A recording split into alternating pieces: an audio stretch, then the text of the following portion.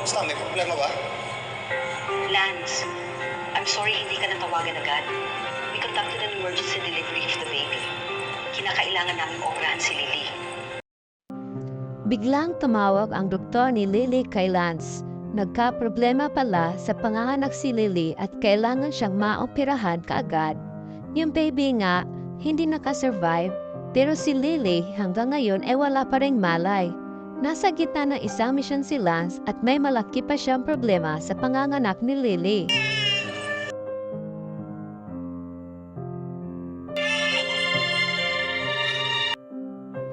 Biglang may narinig si Lance na iyak ng isang sanggol. Hinanap niya kung saan ito galing at nakita niya agad si Jasmine.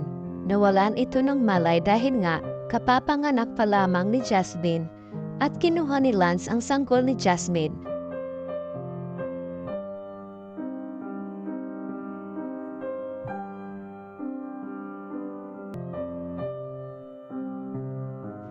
Wala nang ibang maisip si Lance kundi kunin ang sanggol ni Jasmine.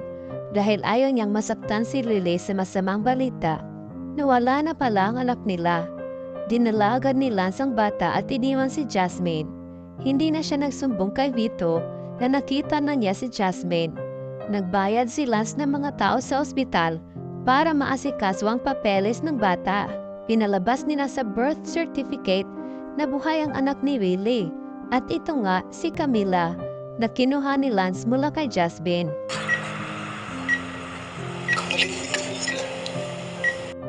Naluluha si Jasmine nang marinig ang lahat ng ito mula mismo sa bibig ni Lance.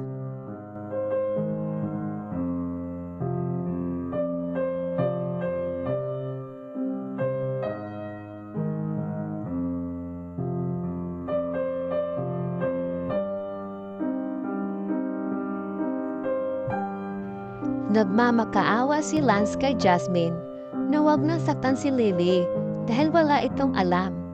Ang alam ni Lily ay anak niyang talaga, si Camila. Humingi na rin ng tawad si Lance dahil sa kanyang ginawa. Kailangan mo lang.